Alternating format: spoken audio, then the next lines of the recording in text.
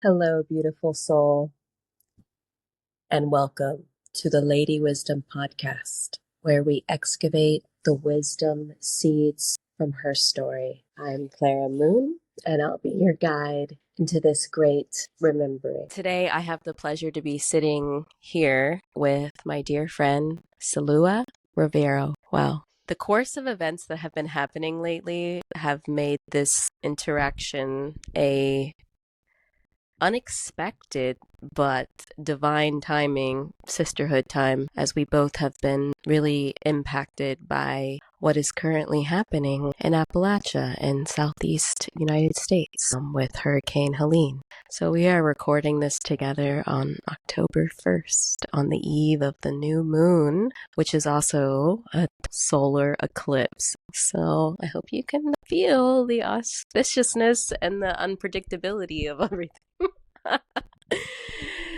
So Salua Rivero is an herbalist. I see her as a womb priestess, a holistic doula in training who is from originally the Caribbean coast of Colombia, now based in St. Pete, Florida. And we met many years ago through the red thread of the Southeast United States. So the first time seeing you and really being in your presence was when I entered the red tent at the Fireflies Forest event in Tennessee. And I remember thinking at the time that I really admired the way that you held with such deep presence in your ability to space hold as a facilitator, but with this sense of lightheartedness, because I know a lot of the topics that we often engage in red tents can be on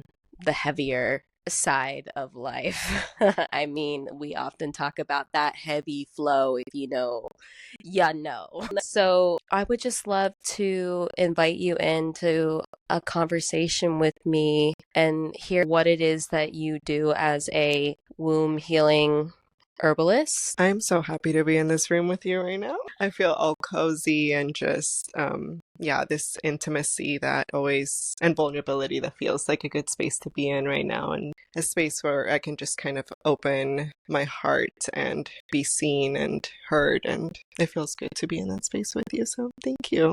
So what am I doing right now as an herbalist, as a womb priestess, and kind of a holistic doula in training? I have been focusing on womb work, and I would say what I call my life's work being womb healing for the collective. It being work that isn't just for women or women identifying bodies, but for everyone. I really do believe that the message I'm trying to bring to my community and beyond and the people around me is how to live a womb-centered life, a cyclical life. And so I do that through many different things. It really started for me as connection to nature, to the earth, and to the rhythms of the earth, and kind of starting my journey with nature, plant medicines, environmental studies. That was really where everything started for me. And now I'm realizing how connection to my body as a body of the earth has also been a part of that conversation. So my work right now is working with herbs, working with people and herbs, plant medicines, sacred plant medicines, working one-on-one with herbal consultation and doing ceremony, and hopefully inspiring and encouraging people to connect to the sacred, their bodies as sacred and earth as sacred. And I do that by contributing ceremony, rituals, and kind of just bringing community together in circle as much as possible. So I do many different things, but it all has kind of that theme underneath it all. I did a red tent training with Threaded Red, Laura Carmody. She was my mentor in all of this. I really like to acknowledge her because that particular facilitator training really made me the facilitator that I am today. That was about 3 years ago when I decided, I knew in my soul that it was something I was meant to do. And ever since then, my dear sister, friend, life partner, Alexandra, and I decided to collaborate and do this together in sisterhood. And I think that it really is the sisterhood between the both of us that has made the Red Tent what it is today in St. Pete because we started it when I was living in Sarasota, but we were both going to New College of Florida. Since then, consistent, haven't missed a single month for about 3 years now. And we have moved since then to St. Pete, of course, where we are now currently. And we both live together, and we both have decided that it was up to us to build the community of our dreams. And that's kind of why the Red Tent is a consistent event. It's because over time you build trust with the people that keep coming back. And especially it being a local event in the intimacy of our own home, we wanted to really call in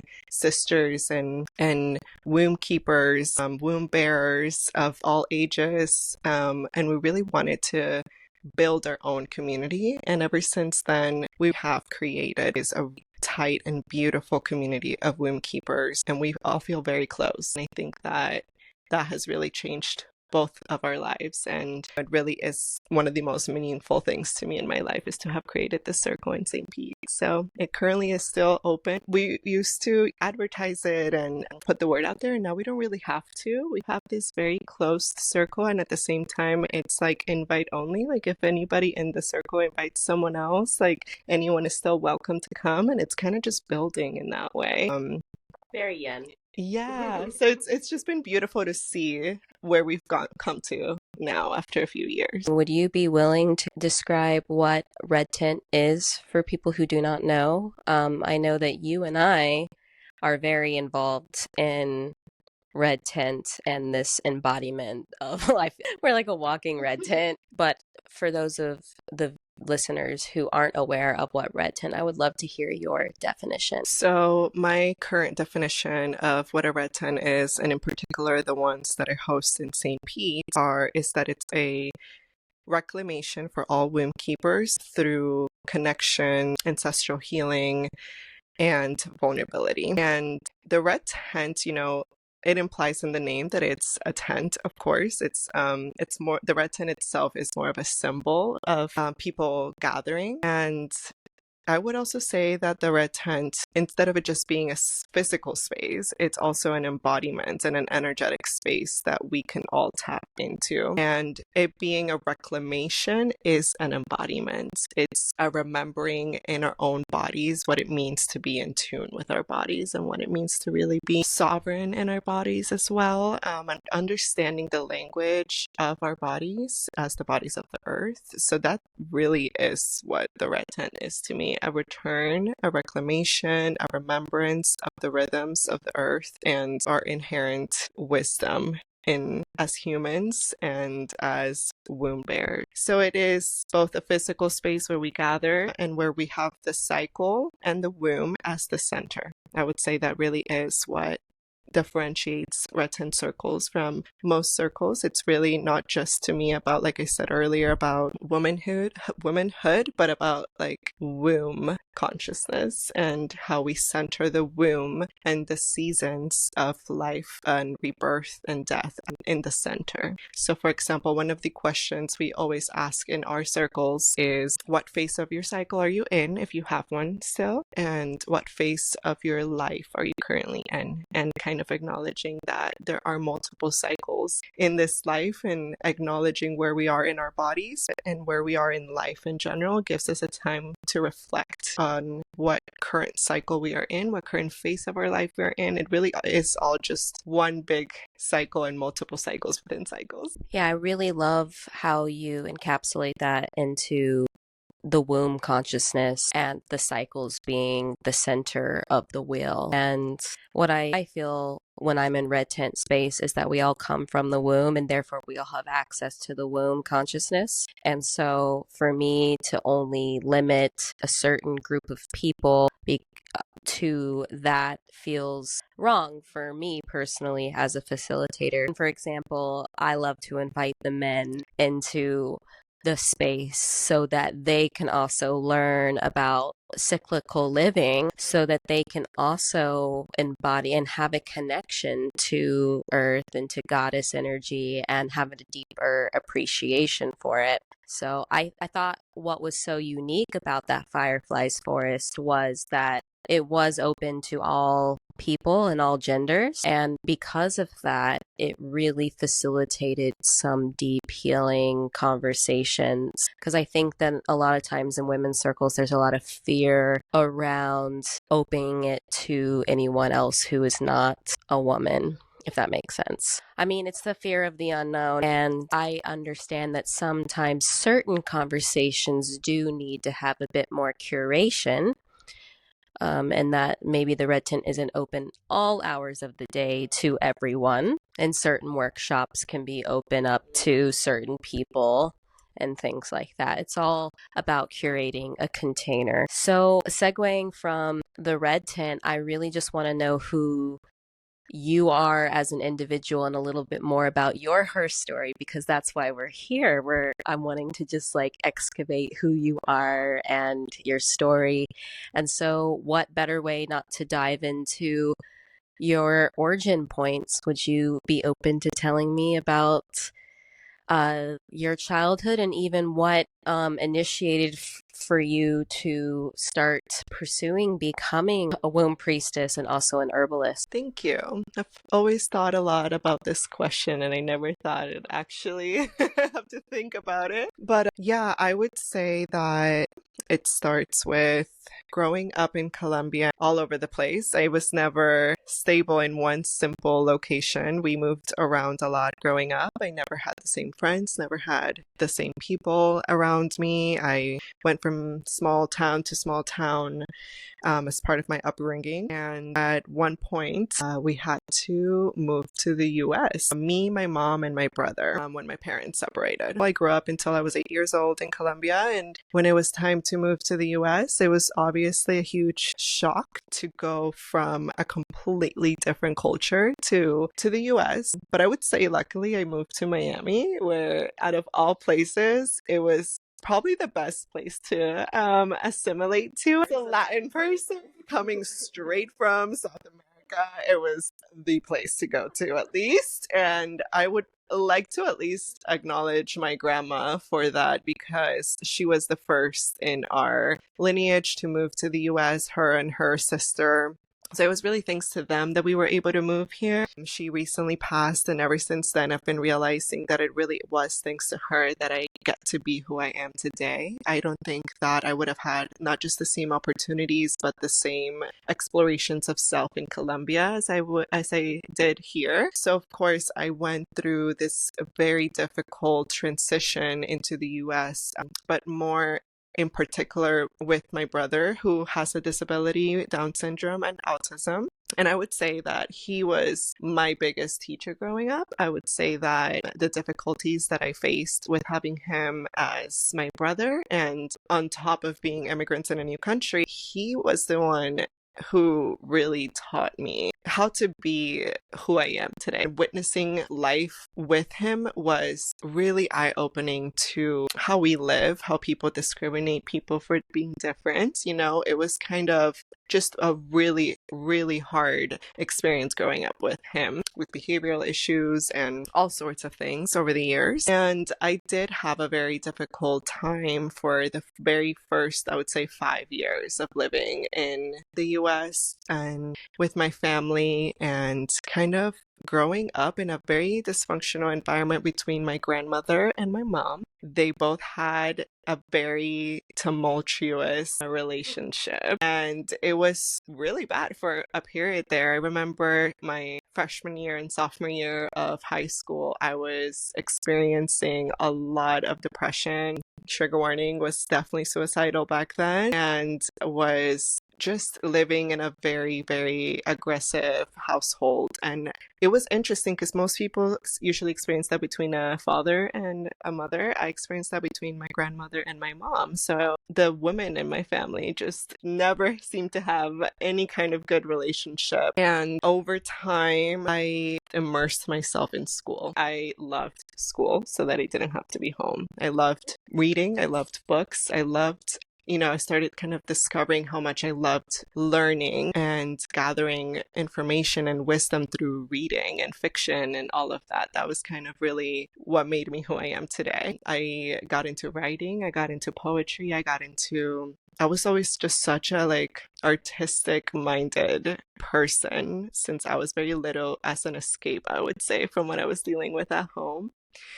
And when it was time to leave Miami and go to college, I feel like I struggled with so much guilt around leaving my family and knowing that my mother alone with my brother were going to struggle without me. And I had to make a decision, and I had to make a decision to choose not just, I wouldn't say my own happiness, but choose my path so that I could actually be of service to them in the future. Because I knew that if I remained in Miami and remained in that same kind of hole of darkness, that I would never be able to support them. And ever since then, I've kind of made this decision to follow my own path with the vision that I would always come back to my family and that I would always come back to support them one way, that I would be the one to kind of break these generational patterns that my mother and grandmother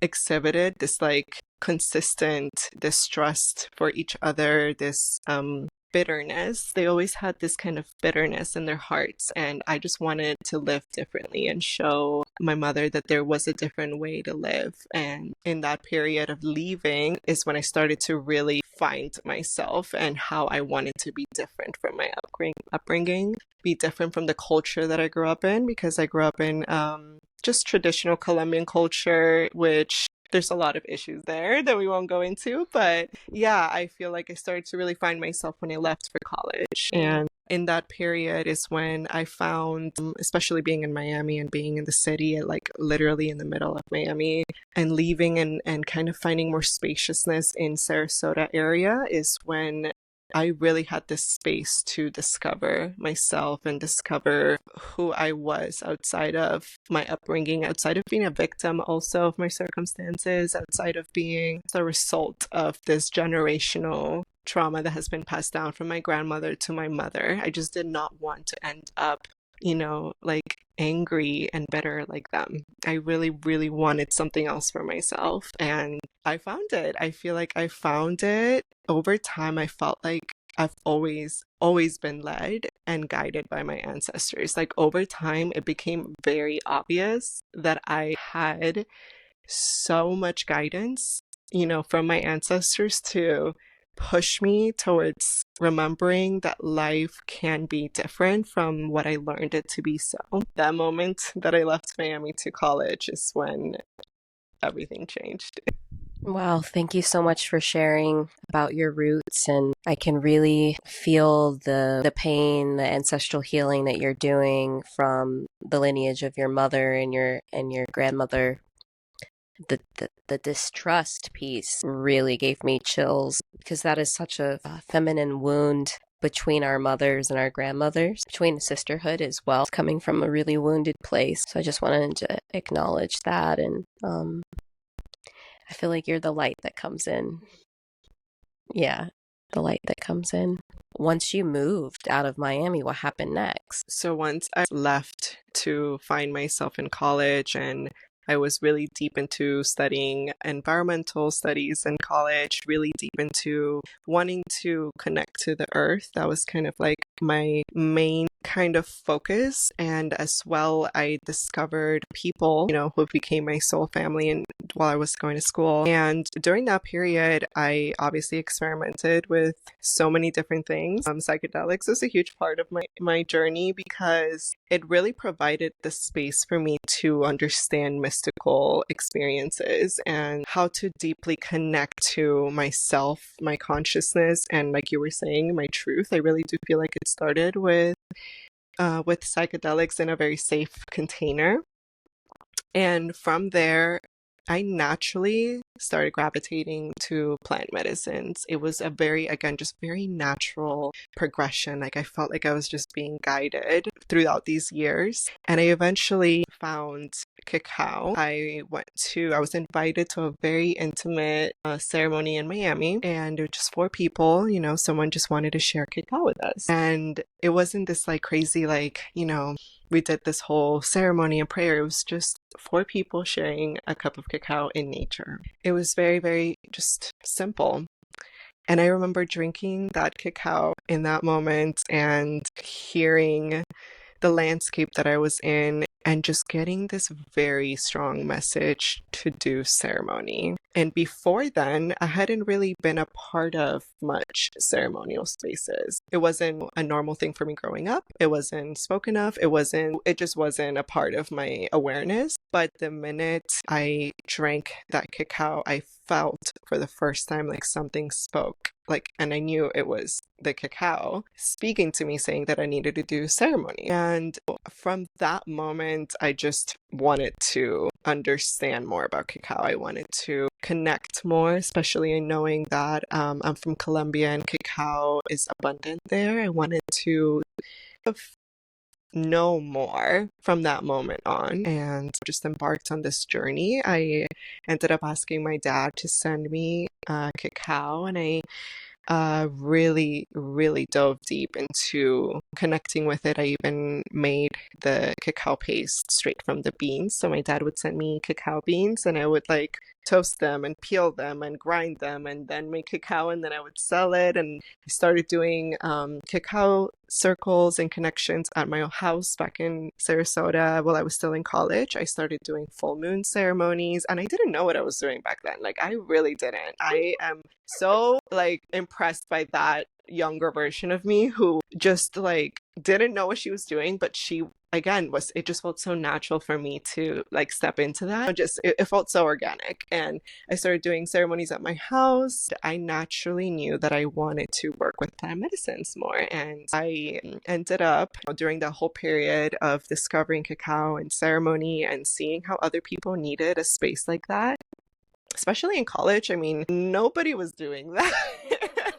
My college thankfully was really liberal and very really open, and lots of incredible humans I met there, and it was just one of those experiences that really shaped this me and the community and the group of friends that I had back then. But through that experience, I was in my last year of college, and it was time for me to do an undergraduate thesis. And I was kind of just like, what am I gonna write about? What am I going to do this thesis on? And it was about a year after I had started doing the cacao and working with cacao. So I thought maybe I could do it on cacao, or I could do it on something related to plant medicines. I was wanting my major to be based on ethnobotany, and I was starting to become really fascinated between the relationship of plants and people and how we work with plants medicinally, with food, shelter, our overall relationship with plants. And just as I was asking myself these questions of what am I going to do my paper on, I really realized that I wanted to connect more to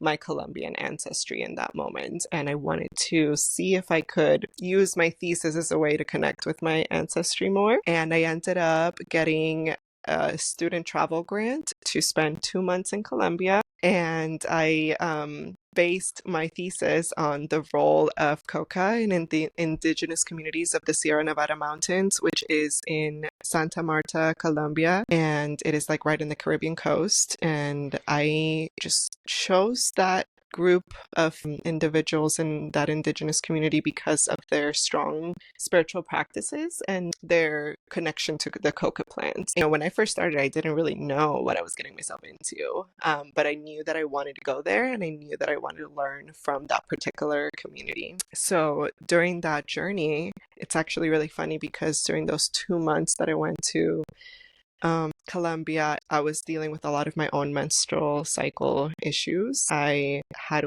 some of the most debilitating cramps of my life. They were really, really, really debilitating. And I was kind of just uncovering layers of who I was while being in Colombia. And I got the opportunity, because I am Colombian and because my dad had his own connections there, I was able to go to the indigenous communities, the Canquamos and Arhuacos and the Kogi, all kind of live within the same mountain range, but in different kind of, I would say, elevations, literally. Like we have I believe it's the Canquamos who are closest to the city, and then that's the Arhuacos a little bit inner, and then the Kogi are the ones that are the most, who have preserved their way of being more than any other, and who are more secluded from civilization.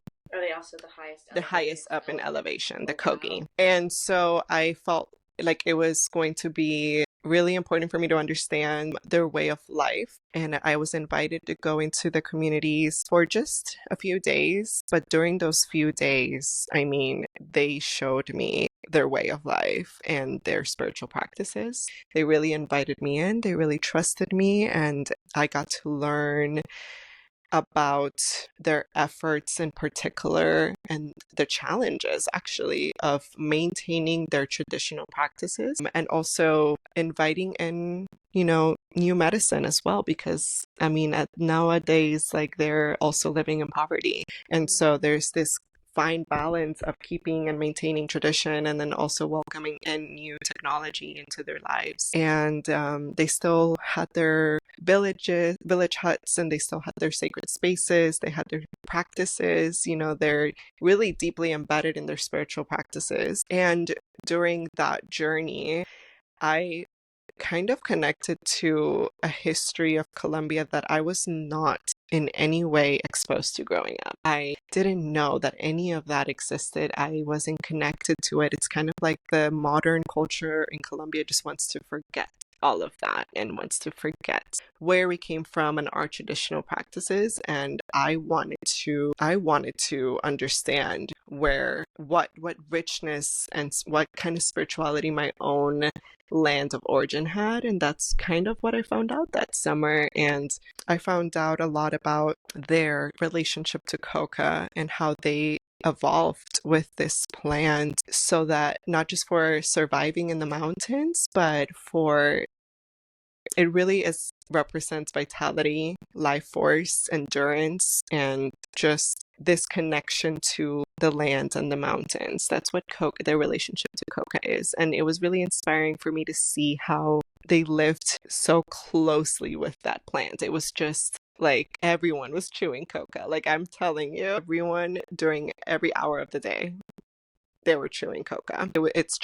It's their way of life. And it was really beautiful to get to witness and kind of understand how they're still living in an in-between of the past and the future, and trying to kind of preserve the wisdom that has been passed down from generation to generation, and yet still acclimate to these new times. And my thesis became about, as I witnessed all of that, it became about the globalization of sacred plants, especially as I began to understand how the use of the chemical that comes from coca plant, which is cocaine, has been misused in the West and become like, how, basically my question was, how did this sacred plant go from being so revered and to being like this destructive chemical that we use now in Western society? How did that happen? How did we do that? And what are the consequences of that? And do we know the consequences of that, and of where things come from, of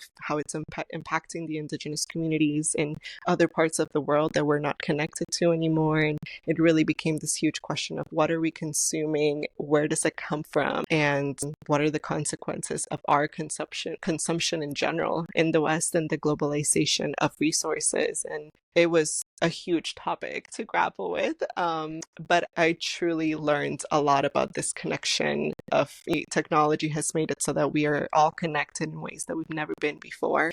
And just the travel and just importing things such as even cacao, it's really been changing the landscape of indigenous people who have been using these medicines for generations. And it's been a huge, huge issue and challenge. And the more we can understand, our our contribution to that and asking the questions of where these resources that we use as sacred and in ceremony come from, and even beyond that, just our consumption in general. I think that that's really one of the big questions I still haven't answered, but have started to ask since that thesis that I did that summer in 2019. So since then, my life has been changing rapidly. I'm so curious to know more about their spiritual practices that they would do on a daily basis. Like, I want to hear more about the culture, the indigenous culture of Colombia, and the spiritual practice, and why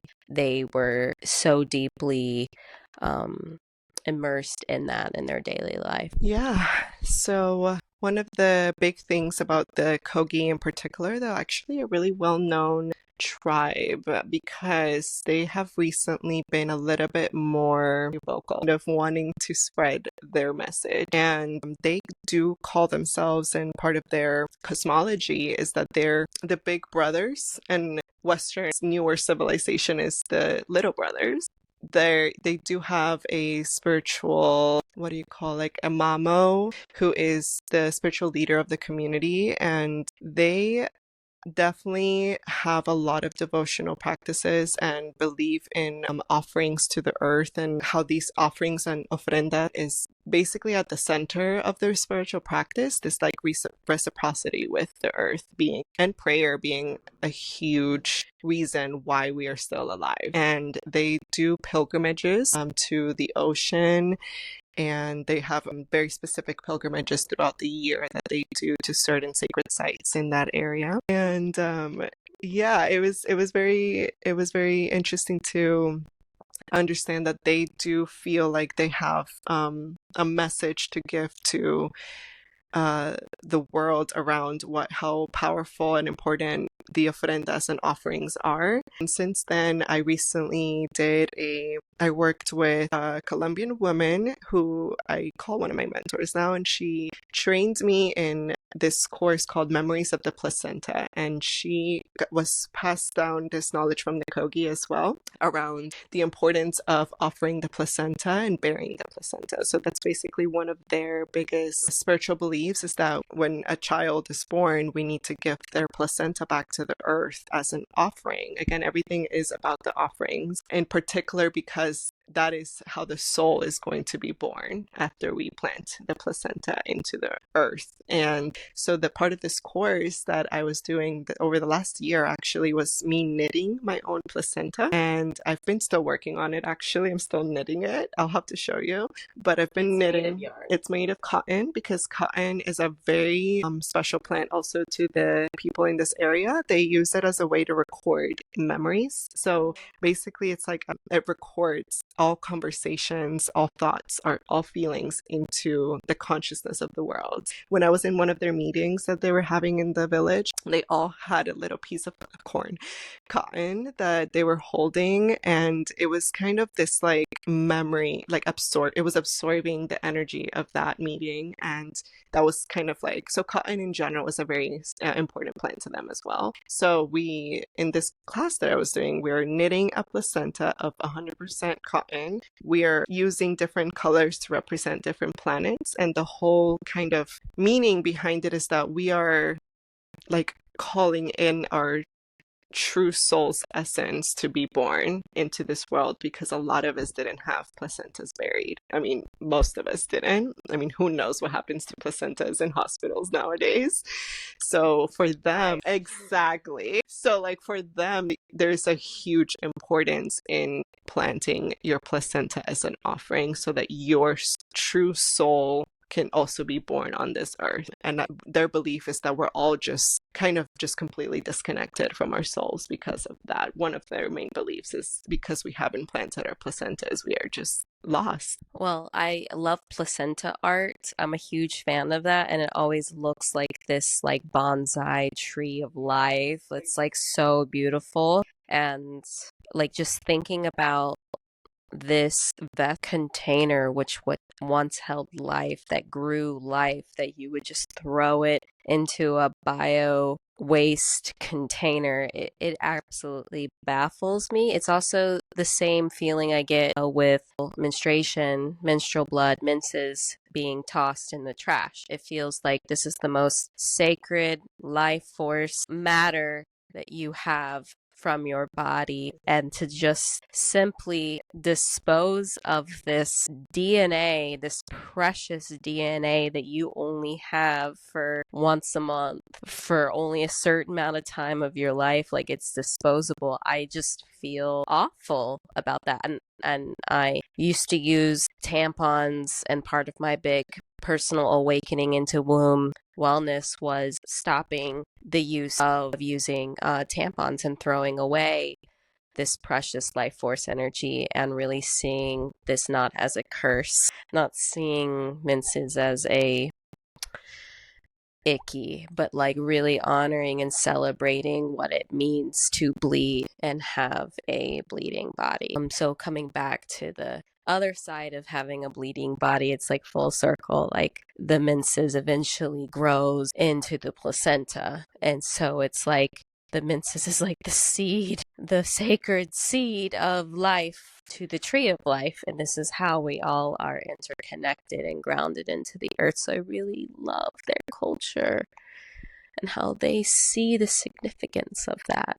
How sacred. It's so special. Yeah, and this comes back to what you do as a womb priestess is really bringing it back to those four sacred pillars, which was the community and ritual piece, the earth with herbalism piece, the food and nutrition piece, and then of course the body awareness and stepping into your own sovereignty of being. So I guess transitioning from the past of this research that you were doing with the indigenous, I'm curious to know where you are now and what's currently alive for you today. I'm here with Clara in Georgia, all the way from St. Pete.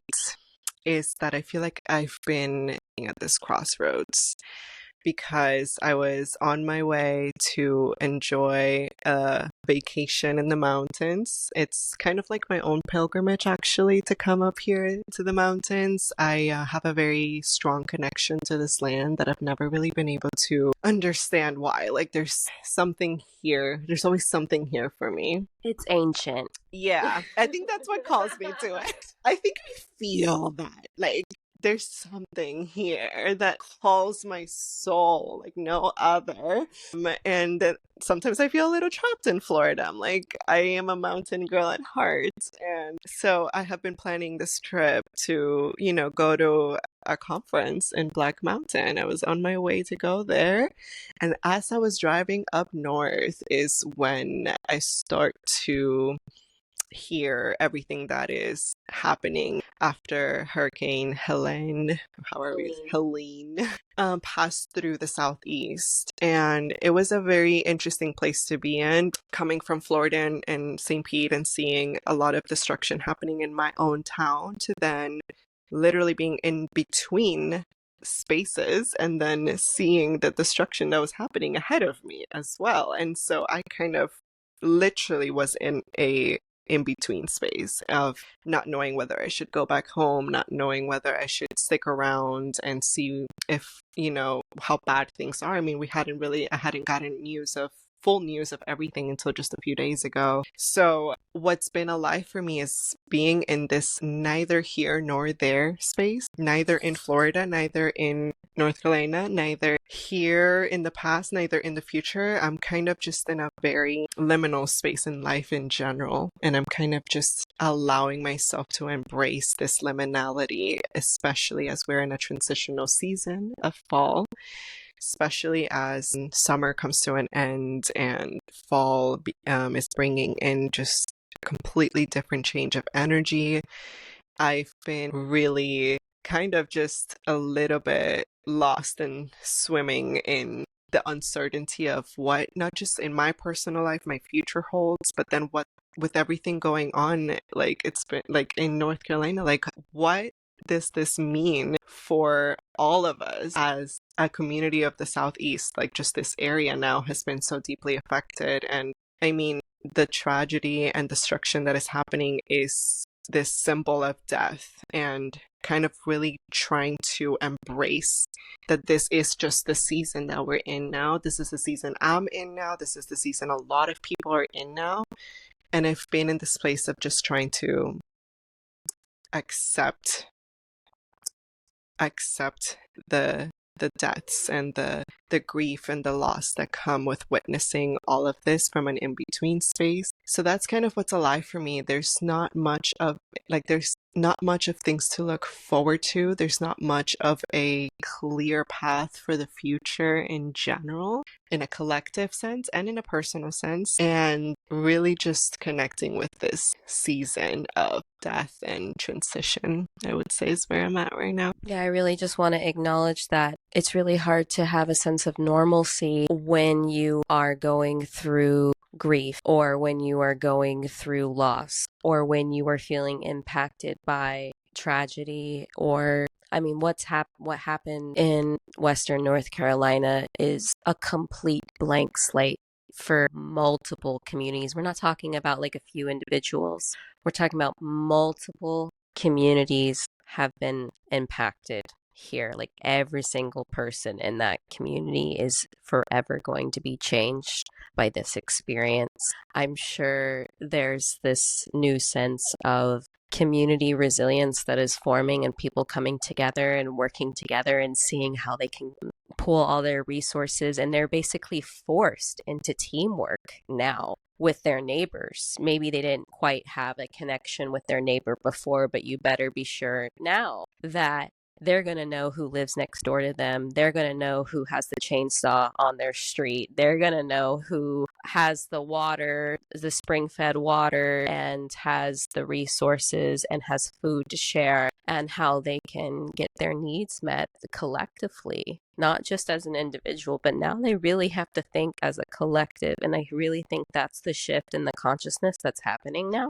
And unfortunately, sometimes that lesson is learned through going through something really, really hard and challenging, because that's when our strength and our resilience is really tested. We secretly might have been preparing for this and didn't even realize we were preparing for this, kind of feeling. And with Asheville in particular, I personally lived there for several years of my life. I always quotedly say that I'm a frequent flyer. I often find myself in these sacred lands and in these valleys and mountains of the area, and I have a deep connection to the kin and the people of those areas. And so this natural, unnatural, natural disaster hits home on every single level for me personally, because I know hundreds of people who live there that aren't just acquaintances. These are like close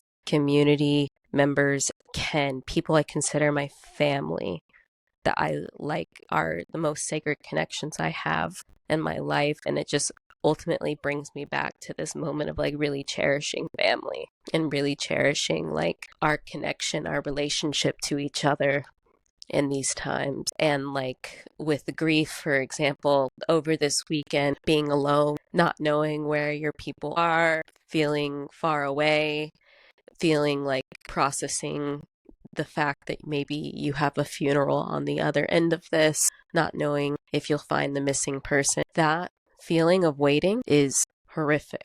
That place of waiting in the liminal space, you're in the waiting room waiting to hear if they were saved through the life-changing operation, the life-saving operation, and you feel like your heart is going to just explode at any moment, basically. So I feel like in this place of grief, it was actually so wonderful for you to just come over and show up and share that feeling, and to share that grief, and to share those similar sensations of like, it's really hard to be normal right now, and just acknowledging that is hard, because psychically you're thinking about Are my people safe? How are they doing? Constantly. It takes every little bit of strength not to break down and just start weeping in the middle of the day.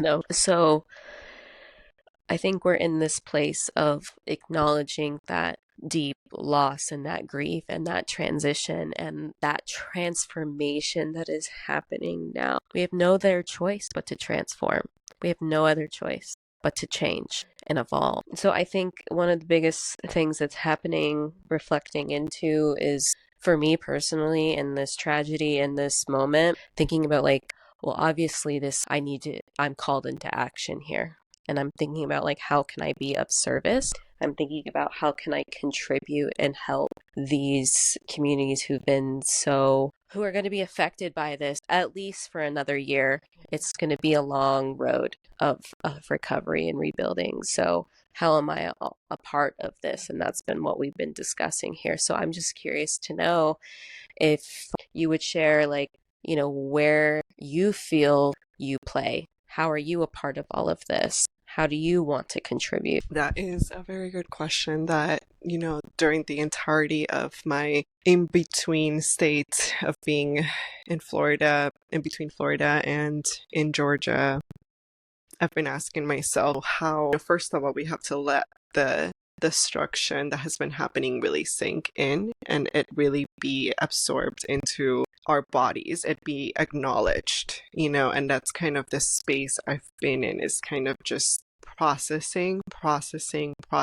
so that we can get to a state of being of service and in action. And I've been really asking myself that question of how can I contribute to my community in times of need, in times of destruction, in times of disaster. And, that's where I made the decision that, one, I need to be there for my community in Florida. I need to be there for rebuilding efforts. I need to minimum spread the word about what is happening. I need to very bare minimum check in on the people that I know that are in the thick of it. I need to minimum just create spaciousness. And I think that's why it's been really important for me, important for me to not be working, because when people are in this constant productivity and state of productivity of literally just trying to keep up with a capitalist system, which is how I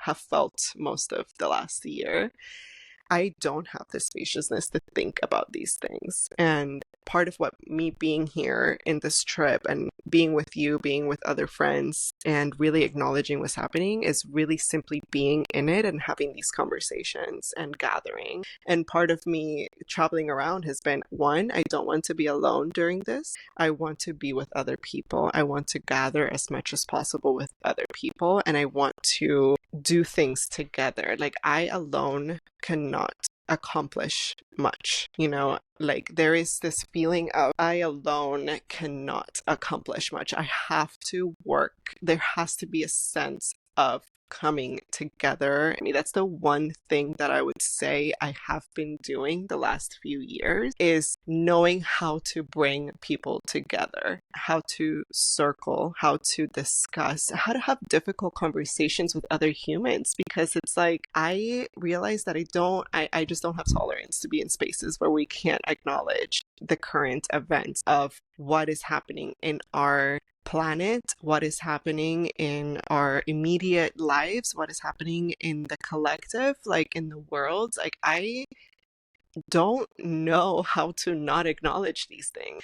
And I need to be around people that have the capacity and resourcefulness to have these conversations of how can we do things together instead of individually. And I think that over the years of building the Red Tent community, of seeing how we have come together for each other in that small circle, the Red Tent to me has been a metaphor of what I can do on a larger scale, and how I can learn to bring people together with a common goal, which is our humanity. In the Red Tent, as an example, we have this common thread, which is our wombs, our blood, and also just our common humanity. There's not this hierarchy of who is better than the other because of our spiritual practices, of that none of that matters when we are in this state of emergency. What matters is how we as humans are helping each other and how we are showing up for each other on day-to-day basis, how we're showing up for our local community, our own families, like on a day-to-day basis. That to me is where I keep asking myself, is how am I showing up for the people around me in my immediate circle, and then how are we able to expand that beyond our immediate circle, beyond our close, people. Like, how can we extend our capacity? And I think it starts with us building, first of all, again, that capacity to hold all of this and the bigness of destruction and grief. I want to build a community where we have space for grief, where we have space for difficult conversations, where we have space for holding the darkness that is humanity sometimes. And I think that that's what the red tent has taught me, is how to acknowledge both life and death, how we need to integrate all of these parts of life, because we're always in this constant dance and cycle of life and death in our personal lives and in the collective. So if we keep negating that death is a part of our lives, and that it's just going to keep shocking us on another level. And I want to really bring more integration of this, of death being part of life. One thing that was really coming up for me when you were sharing was my spirit guides whispering in the back of my ear going, "Welcome to the next stage of ceremony." I was like, "You bitch." Welcome to the next stage of community ceremony. This next era is, it's not about the woo-woo coming into this nice little pretty candlelit circle. That's not the only thing that is ceremony. Sometimes ceremony is sitting with the dark, difficult, heavy stuff and showing up and being there, showing up in relationship with devotion. Be like, I'm devoted to doing this path, regardless if it's pleasant or challenging. And we are at the edge of the sword right now. We're right there at that point, that peak, and it's sharp, the crossroad. And obviously with like the threshold that's we're entering into, like you and I have been feeling the goddess Hecate really coming through as like the message of this time. As you were talking about embracing the darkness and embracing the dark side of the moon, embracing those liminal spaces, those times of transition. You just like happened to pull out this book, and like the exact chapter that you just happened to flip to was on Hecate, which I giggled about. It all felt like this is symbolic, this is significant and worth reading. So we want to read this passage from The Mysteries of the Dark Moon by Demetra Gorge to tell you a little bit about Hecate as a goddess. She's just coming into our awareness and coming from the Greek pantheon of goddesses. It is a goddess I'm not super familiar with, which is what intrigues me to get to know her now in these times. So, would you like to read? I'd like to share this little bit of a passage from this book. So, Hecate, a primary goddess of the dark moon, embodies the cycle of death and renewal.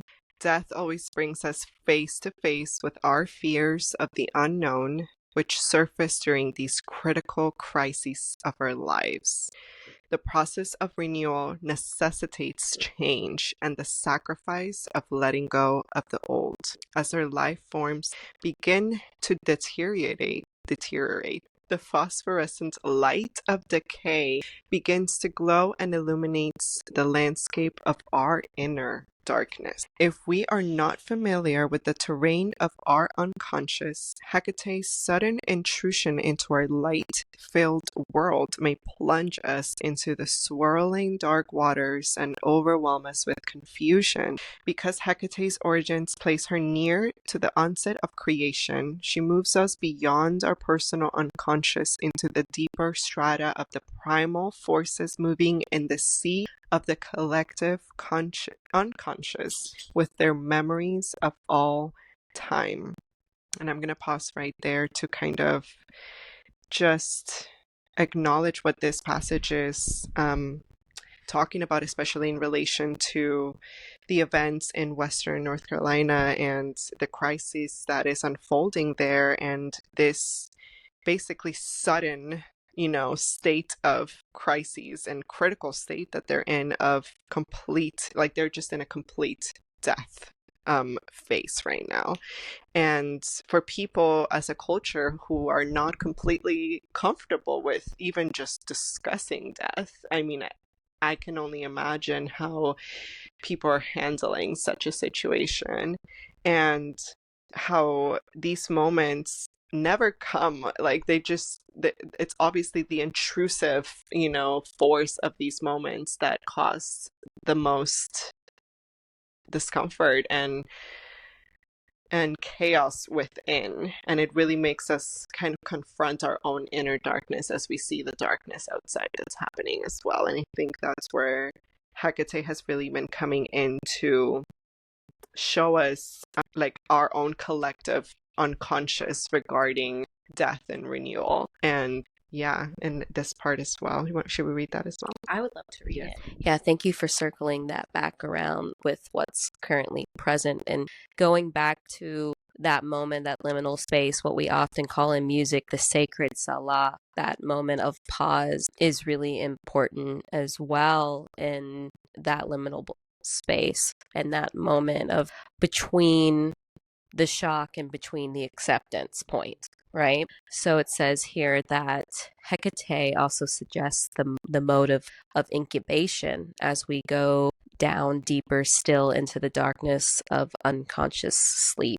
This is a necessary step in the cycle of transformation and renewal. The silent stillness and solitude that descends and envelopes us in a cocoon of what seems like non-being. This is the space of inactivity and unknowing when nothing seems to be happening.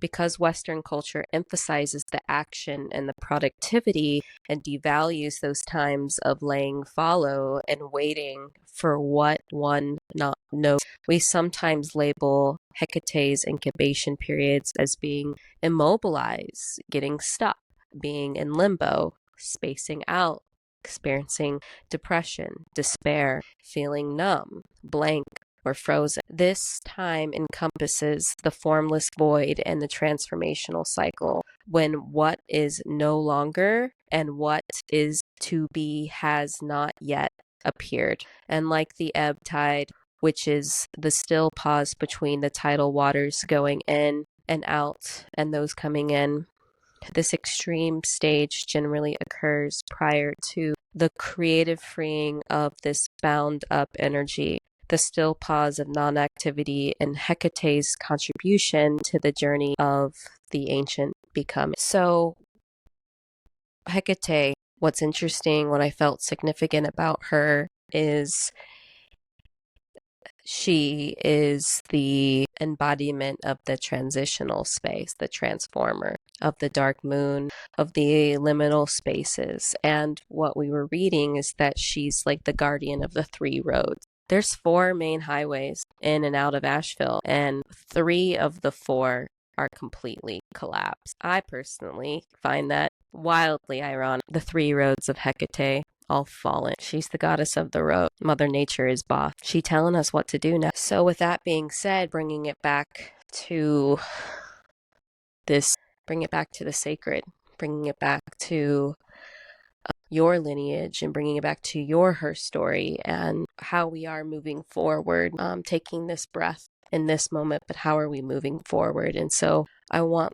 to just hear from you, what sort of lineage do you want to leave behind for this world that is evolving now? So when I think of this, evolving lineage and acknowledging everything that we spoke of, I think immediately kind of thought of the words rite of passage. I immediately thought of the rite of passage that we go through as individuals and as a collective. I thought of kind of how we can incorporate these rites collective, especially seeing such moments of destruction and crises as a rite of passage, as well as a rite of passage into transformation, into change, into rebuilding, into regeneration. And so what I know that I want to leave behind in my community is this importance of acknowledging these rites of passages that we go through. It's kind of like,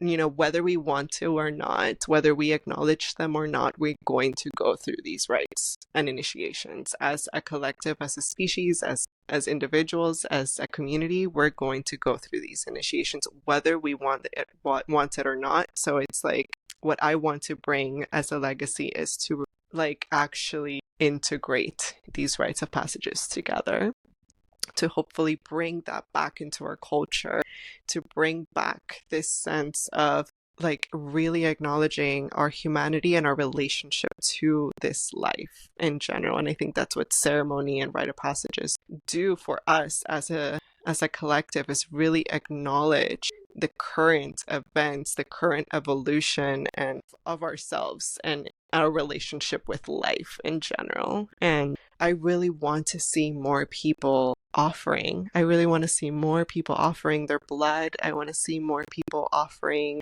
gifts and sacrificing pieces of themselves, things that are important to the grander vision of what we want on earth and how we want to live on earth. And I think it will always start with that relationship we have to this, to life, to the sacred, to rite of passage, and how we come together in these moments of intense transformation and initiation is how we are gonna, it's the foundation that we're gonna build for the future.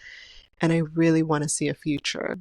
I really want to see a future where this is at the center, this acknowledgement of life as a whole, rather than having that ability and capacity to hold the future generations as well as us now in the present. I really want to bridge that gap between humanity and the sacred, and that there is no gap, actually, that it really is all really symbolic, and all rich with meaning and purpose, as to be living on this earth during these times. But in general, there is a sense of purpose that changes the way that we live. And that's what I'm hoping I can unearth more, bring back more of this connection to ritual and ceremony and rites of passage. I guess what I gather mostly from your story for the listeners is ¿Qué es su ofrenda? What is your offering? ¿Qué es su ofrenda? What is your offering? What is your offering? I believe that's a good place to end this episode for now. You have any last words? What's coming up right now is how you show up for yourself is also how you're going to show up for others. Truly, it really is this reflection. Our inner world and our inner thoughts, our inner feelings are always going to be a reflection of how we show up externally. And so, yeah, that's all I have to say for today. Thank you for having me. Salua, it's been an honor to host you here on our land in Cave Spring in the middle of nowhere, Georgia, in the middle of a crazy time in this world. And I just have to say, it's been a real treat to get to know you on a deeper level as a sister. So thank you so much for joining me today. What an unexpected, beautiful, synchronistic moment we've been sharing. And thank you all for tuning in with us. I'm so appreciative for you listening to it all. Aloha for now. So it is.